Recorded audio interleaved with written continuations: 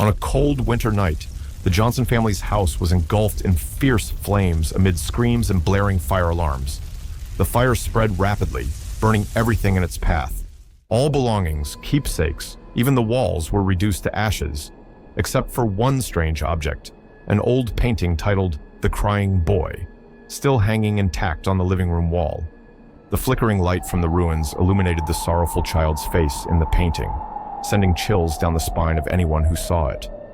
The Johnson family stood outside, staring at their burned home, filled with confusion and fear. They could not understand why the fire destroyed everything, except for that painting. This was the beginning of a series of eerie and mysterious events surrounding the Crying Boy, one of the most famous and puzzling haunted stories of modern times. The Crying Boy painting was created by Italian artist Giovanni Bragolin, famous for images of children with tearful eyes and deeply sorrowful expressions, both beautiful and haunting.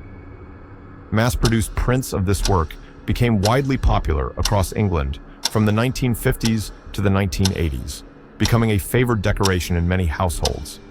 However, this popularity soon came with unbelievable mysterious stories. A series of unexplained house fires began to occur in homes that displayed the Crying Boy. What attracted public and official attention was that the painting remained the only object unharmed, even as most of the house's furniture, interior, and valuable possessions were completely destroyed. These events sparked a wave of rumors and fear about a malevolent curse tied to the painting.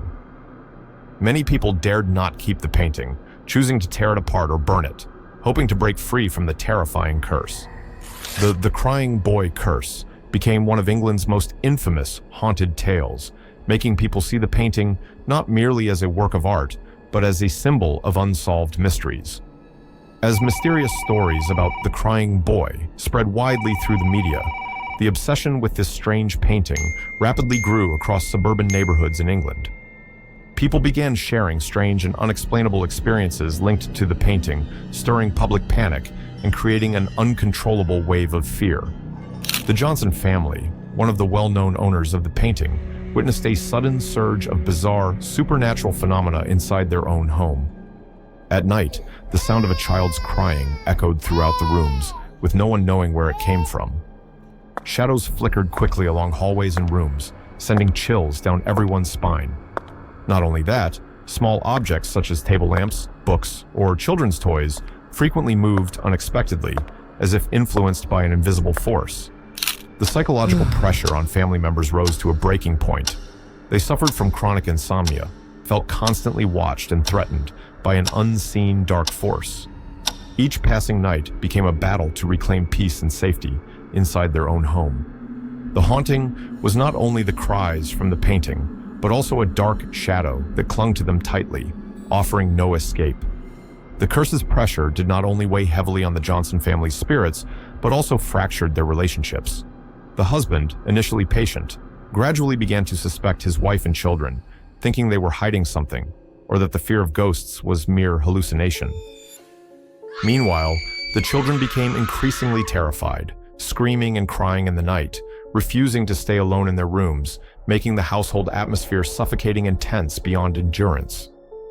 Desperate and helpless, the Johnsons sought help from spiritual experts, shamans, and well-known mediums in the area.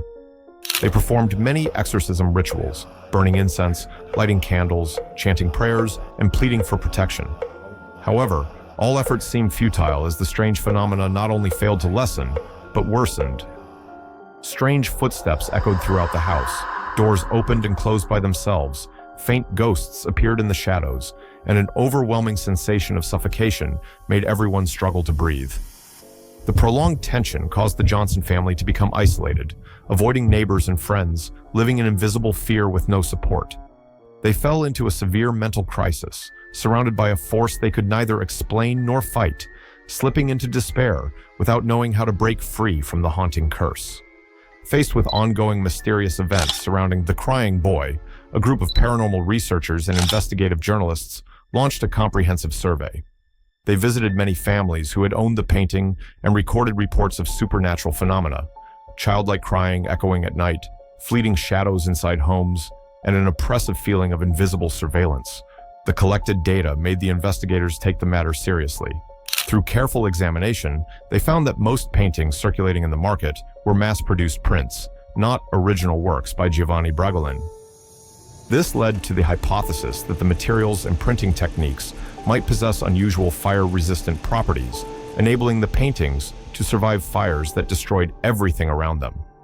However, paranormal phenomena such as the crying sounds, appearing shadows, and feelings of being haunted remain unexplained scientifically. Mysterious audio recordings and puzzling images left researchers baffled, wondering if a spiritual force was truly connected to the painting. The conflict between scientific reasoning and spiritual belief creates a complex and mysterious picture of the crying boy curse. It is not only a physical phenomenon, but also a spiritual symbol, where fear and mystery intertwine, prompting many to question the boundary between the real world and the unseen. Experts and media officially dismissed the crying boy curse as superstition and an exaggerated urban legend. Many families chose to remove or give away the painting to find peace. However, quite a few still believe the painting holds supernatural power and seek religious or spiritual rituals to free the painting from its curse. This division within the community over the story's truth made the crying boy a unique cultural phenomenon, both a haunting obsession and an endlessly intriguing topic. To this day, the crying boy painting still hangs on walls worldwide. Those who have owned or encountered it continue to share unexplained mysterious experiences. People still debate whether it is a real curse or merely collective psychological coincidence. The mystery of the crying boy remains unresolved, leaving the question open. Does the painting hold a sorrowful soul, or is it simply an ordinary artwork? Viewers are left with a sense of suspense, unease, and curiosity, as if the curse awaits someone to continue unveiling it.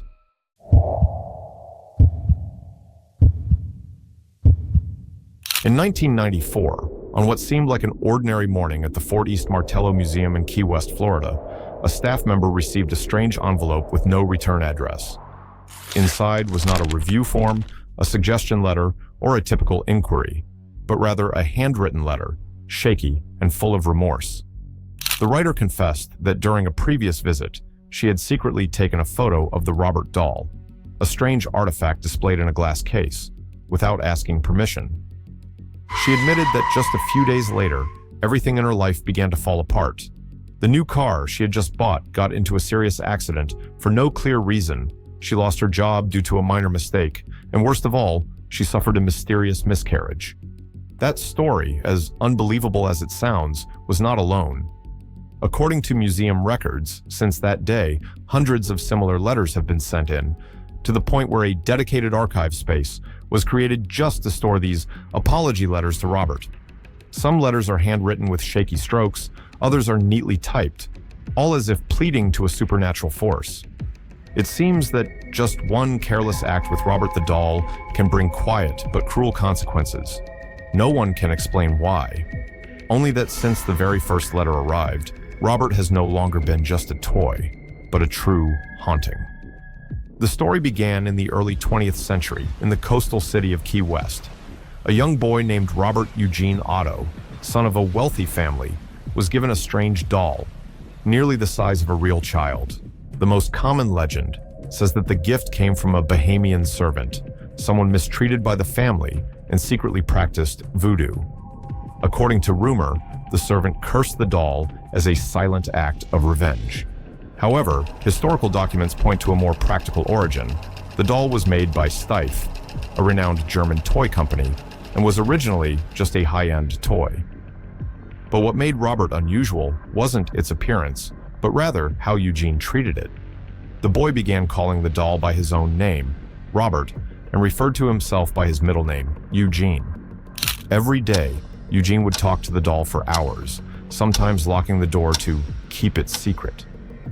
His parents started to hear whispering from the room, sometimes two distinct voices. But when they opened the door, Eugene would just be sitting there quietly, Robert in the opposite chair. Shortly after Robert appeared in the house, strange things began to happen. Giggles in the night, soft footsteps in the hallway kept the Otto family from sleeping. Whenever objects were broken or destroyed, a shattered vase, a wobbly chair, ripped up books, Eugene would insist, "Robert did it, not me." At first, his parents thought it was just childish excuses, but as it happened more frequently and Eugene grew stranger, they started to worry. Neighbors even claimed to have seen the Robert doll staring out the second-floor window, even when no one was home. Some swore they saw the doll move on its own, tilt its head, change position between glances. When Eugene became an adult, he returned to live in his old home with his wife. Strangely, he still kept Robert, the old worn doll, in a private room. He sat it upright by the window so it could look out at the world.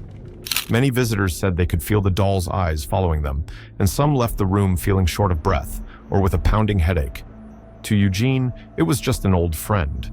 But to others, Robert was the source of something unnamed. After Eugene Otto passed away in 1974, the house was sold to another family. Within days, their young daughter began screaming in the night, claiming the doll walked around the room and tried to attack her. Though the parents didn't believe in superstition, they couldn't deny the sheer terror in their child's eyes. Terrified, they quickly donated Robert to the Fort East Martello Museum, hoping to sever ties with a disturbing past. They thought the story would end there, but the haunting had simply changed address. Museum staff reported flickering lights in the display room, and surveillance cameras frequently glitched or stopped working entirely when pointed directly at Robert. Visitors who mocked or photographed the doll without permission often sent letters later, reporting accidents, losses, or career downfalls. Though no one dares to claim certainty, one thing grows ever clearer: Robert does not tolerate being ignored. As rumors spread, paranormal researchers and spiritual investigators began to take interest in Robert. They brought EMF detectors, devices used to pick up unusual energy around allegedly haunted places, and noted that energy levels around Robert were abnormally high, even with no electrical sources nearby. Meanwhile, the number of apology letters kept rising, over 1,000 per year, describing horrifying misfortunes, sudden accidents, unexplained deaths, illnesses with no cause, all following disrespect toward the doll. Some psychologists argue this is just the nocebo effect. When someone believes something bad will happen, they begin to perceive it that way. But then again, why are there so many coincidences? And why has this fear persisted for over a century? Today, Robert the doll sits in a thick glass case, completely isolated from visitors and under 24/7 surveillance. Right on the glass is a small but striking sign. Please ask for permission before taking a photo. Though it may sound superstitious, this rule is strictly followed by both staff and guests after too many misfortunes linked to violations. Every year, thousands of people from around the world come to see Robert. Some cry, some faint after just seconds of locking eyes with its vacant stare. Many leave in silence, feeling like they've just experienced a nameless ritual. The museum even hired a dedicated staff member just to handle apology letters, responding to pleas for forgiveness from students, tourists, even internet users who once mocked Robert online. Over time, this worn-out doll has far exceeded the limits of being just a toy. It has become a living symbol, a warning that there are some things best left untouched if we don't truly understand them. Robert is still there, watching, waiting. One employee once tried to wipe dust from the case without asking, and lost control of her car on the drive home. A famous YouTuber laughed at Robert during a live stream, and 13 days later, his entire channel was hacked, all data gone. The question remains, does Robert truly house the soul of someone cursed, or is it our fear that fuels the haunting?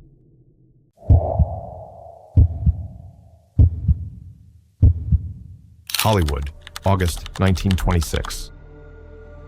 The funeral of Rudolph Valentino, the first romantic icon of silent cinema, turned into an unprecedented frenzy. Thousands crowded the streets of New York, where his casket was placed in a solemn funeral home. Women fainted, people wailed, and some even attempted suicide out of profound grief. Amidst the mourning crowd, a man stood silently for hours.